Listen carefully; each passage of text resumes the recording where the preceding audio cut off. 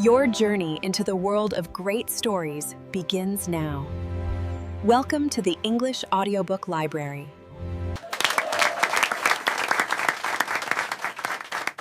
Hello, everyone, and welcome back to a very special, very futuristic episode of the English Audiobook Library. I am Molika, and sitting across from me, looking very expensive today, is Smith. Hello, Smith. Hello, Molika. Looking expensive? I'll take that as a compliment. I'm just trying to manifest that high-income energy we are talking about today. It's working! Because today we are diving deep. We have a full 16 minutes to talk about high-income skills everyone should learn in 2026. This is probably the most important topic we can cover right now because, let's be real, Molika, the economy in 2026 is weird. It is weird. Robots are writing emails, AI is making videos, and traditional jobs are changing so fast. I think a lot of our listeners are feeling a bit obsolete. Obsolete, that is a scary word, but it is a valid fear. If a computer can do your job faster and cheaper, why would anyone pay you? Exactly. So today we aren't talking about how to write a resume. We're talking about the skills that cannot be automated, the skills that make you valuable, rare, and most importantly, rich.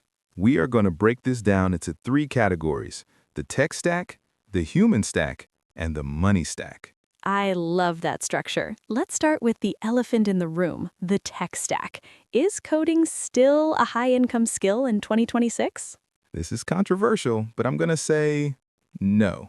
Whoa, no? That goes against everything we were told for the last 10 years. Hear me out. Coding in the traditional sense, memorizing syntax, typing out brackets and semicolons, is now done mostly by AI. If I need a website, I tell the AI, build me a website with a blue button, and it writes the code. So if I don't need to learn code, what do I need to learn? You need to learn AI architecture or prompt engineering. Okay, break those down. What is the difference? Prompt engineering is the ability to talk to the machine. It sounds easy, right? Hey, robot, write an essay. But a high-income earner knows how to say, write a persuasive essay using the psychological framework of Robert Cialdini, focusing on scarcity with a tone of empathetic authority. Ah, I see. The quality of the output depends on the quality of the input. Exactly. The skill isn't writing, the skill is directing. You are the movie director. The AI is the camera crew. If you're a bad director, you get a bad movie. So in 2026, the high-income skill is managing AI. Yes, it's becoming an AI co-pilot. If you're an accountant, you shouldn't be doing math. You should be managing the AI that does the math and then interpreting the strategy for the client.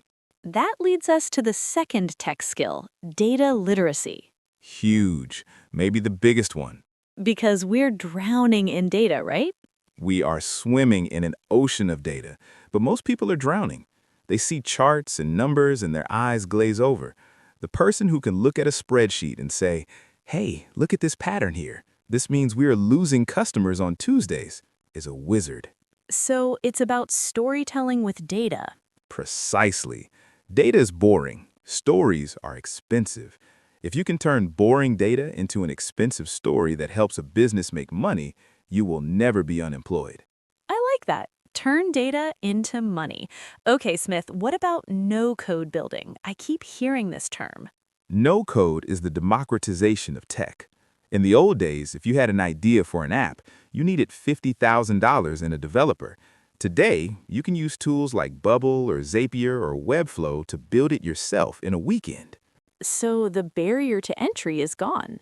Completely gone. The high-income skill here is systems thinking. Can you connect the dots? Can you make the email software talk to the spreadsheet, which talks to the website? If you can build that machine, you are incredibly valuable. It sounds like we are all becoming digital mechanics. That is a great way to put it. We are digital mechanics fixing the engine of the business. Okay, let's pivot to the human stack, because you said earlier that skills that can't be automated are valuable. What can't AI do? AI can simulate empathy, but it can't feel empathy. So the #1 human skill in 2026 is high-ticket sales and negotiation. Sales? People hate sales, Smith. They think it's sleazy. They think of used car sales. That is low-income sales. I'm talking about consultative sales. What is the difference? Low-income sales is trying to trick someone into buying something they don't need. High-income sales is listening to someone's problem, understanding their pain, and offering a solution. It's therapy with a paycheck. Therapy with a paycheck. It really is. If a company is going to spend $100,000 on software, they aren't going to click a Buy Now button on a website. They want to talk to a human. They want to look you in the eye. They want to trust you. AI cannot build trust. So trust building is the skill. Yes, and connected to that is public speaking and communication, Oh, public speaking is the #1 fear for most people. which is exactly why it pays so well. Supply and demand, Molika. If everyone is scared to do it and you are willing to do it, you win. But does public speaking mean standing on a stage? Not necessarily. It means leading a Zoom call. It means pitching an idea to your boss. It means recording a video like this. If you can articulate your ideas clearly while everyone else is mumbling and looking at their shoes, you look like a leader. Clarity is power. Clarity is wealth. In a noisy world, the clear communicator is the king. Smith, I want to ask about deep work. Is that a skill or just a habit? Oh, it is absolutely a skill. In 2026, our attention spans are destroyed. We have the attention span of a goldfish on caffeine. A goldfish on caffeine. That is painfully accurate. Right? We check our phones every 4 minutes, so the ability to sit down, turn off the phone, and focus on one hard thing for 4 hours, that is a superpower. It's rare. It is incredibly rare. Cal Newport talks about this. If you can do deep work, you can learn hard things quickly. You can produce quality work while everyone else is producing shallow work. So focus is a high-income skill. Focus is the new IQ. I love that. Okay, let's move to the money stack. These are the business skills. Okay, the big one here is personal branding. Is that just for influencers? Do I need to dance on TikTok? No, please don't dance unless you want to. Personal branding isn't about being famous, it's about reputation at scale. Reputation at scale. Explain that. In the old village, everyone knew you were the best shoemaker. In the global village, nobody knows who you are. Your brand is your digital resume. It's your LinkedIn profile, your portfolio, your content. So if someone Googles Molika, what do they see? Exactly. Do they see a blank page? Or do they see articles you wrote, projects you built, testimonials from people you helped? If you are invisible, you are underpaid. That is a harsh truth. If you are invisible, you are underpaid. It's true. The best job offers don't come from applying on a job board. They come because someone saw your content and said, I want that person. So we all need to be media companies. To some extent, yes. You have to document your value. What about financial literacy, understanding how money works? This is the skill that keeps you rich. Making money is one skill. Keeping it is a different skill. We see this with lottery winners. They make millions and lose it all in a year. Because they lack financial literacy. In 2026, you need to understand investing. You need to understand taxes. You need to understand how inflation eats your savings. Is this something you can learn yourself? Absolutely. Read 3 books on investing and you will know more than 90% of the population. It's not rocket science, it's discipline. Smith, I want to throw a curveball at you. What about languages? We are an English library after all. Is learning a second language still a high-income skill? That is a great question. With AI translation, like we discussed in our other episode, basic translation is cheap, but cultural fluency is expensive. Ooh, nice distinction. The app can translate the words I agree, but it can't tell you that in Japan, I agree might actually mean no, or that in Brazil, you need to ask about the family before you talk business. So the language is just the entry ticket. The game is the culture. Yes, if you speak English, you have access to the global economy. That is the baseline. But if you can navigate the culture of the US or the UK or China, that is where the big deals happen. So English plus cultural intelligence equals high income. Exactly. Don't just learn the words, learn the people. Smith, listening to all this, it feels overwhelming. We have to be tech wizards, sales masters, brand experts, and focus monks? It does sound like a lot, but you don't need to be 10 out of 10 in all of them. You need skill stacking. Skill stacking. Is that like stacking pancakes? Kind of. The idea comes from Scott Adams, the guy who created Dilbert. He says you don't need to be the best in the world at one thing. You just need to be pretty good at 2 or 3 things and combine them. Give us an example. Okay, let's say you are a mediocre writer, and you are a mediocre finance guy, and you have a mediocre sense of humor. Individually, you are average, but if you combine them, You become a funny financial writer. exactly, and suddenly you are rare. There are a million writers, there are a million accountants, but how many funny accountants who can write? Very few. And that rarity creates value. Yes. So look at your current skills. What can you add? If you are a designer, learn basic sales. Boom, you are now a high-paid freelancer. If you are a coder, learn public speaking. Boom, you are now a CTO, Chief Technology Officer. It's the combination that unlocks the money. Yes, 1 + 1 = 10. I love that math. Smith, let's talk about adaptability, because 2026 is different from 2020, and 2030 will be different again. This is the meta skill, the skill of learning how to learn. Because the tools change. The tools change every 6 months. If you learned Photoshop 10 years ago, that's great. But now you need to learn AI image generation. If you are stubborn and say, I only use the old tools, you die.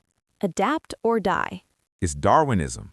The high-income earners are the ones who play with new toys. When a new AI comes out, don't be scared. Be curious. Open it. Break it. See how it works. Curiosity pays dividends. It really does. The bored people get left behind. The curious people get rich. Smith, we have about 3 minutes left. I want to talk about problem solving. It sounds generic, but is it specific? It is generic on a resume, but specific in reality. High-income problem solving means solving expensive problems. Go on. If you solve the problem of the trash is full, you get paid minimum wage as a janitor. If you solve the problem of our company is losing $10 million in tax leaks, you get paid millions. So stop trying to solve easy problems. Yes, hunt for big, painful, expensive problems. Even if you are an employee, go to your boss and ask, what is the biggest headache you have right now? And then go learn the skill to solve that. Exactly. That is the fastest way to get a raise. Don't ask for money. Ask for problems. Fix the problem. Then the money follows. That is such a mindset shift. We usually run away from problems. Problems are opportunities wearing work clothes. I love that quote. Molika, there's one more soft skill I want to touch on. Leadership. But what if I don't manage anyone? Can I still use leadership? Yes, leadership isn't a job title. It's an action. It's taking ownership. Taking ownership. Most people pass the buck. It's not my job. I'm waiting for approval. The leader says, I will handle this. I will figure it out. It's about being proactive. It is. In a remote world or a chaotic world, the person who creates order out of chaos is the leader. If you can organize the project, facilitate the meeting, or calm everyone down, you are the leader, even if your title is junior assistant. And leaders get paid the most. Always. Okay, Smith, we have covered a massive list. AI, data, sales, branding, focus, skill stacking. It's a lot. If a listener is feeling overwhelmed, where should they start? What is step 1? Step 1 is the Saturday morning audit. What is that? Take this Saturday morning. No phone, no TV, just a notebook. Write down, what am I already good at? Your base. What is the missing link? What skill would double my value? So identify the gap. Yes, if you are a great coder but you're shy, your missing link is communication.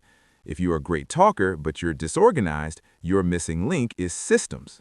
And then And then spend the next 6 months obsessed with that one missing link. Don't try to learn 10 things. Learn the thing that unlocks the next level. 6 months. That feels doable. You can change your life in 6 months. You can become proficient in almost any of these skills in 100 hours of practice. 100 hours. That's 2 hours a week for a year, or? Or 1 hour a day for 3 months. It's not a lifetime. That is incredibly encouraging.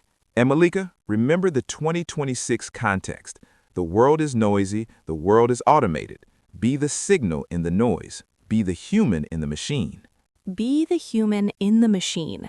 That is a beautiful thought to end on. It's the ultimate job security. Thank you, Smith. My brain is buzzing with ideas. I think I need to go work on my prompt engineering right now. Go talk to the robots, Molika.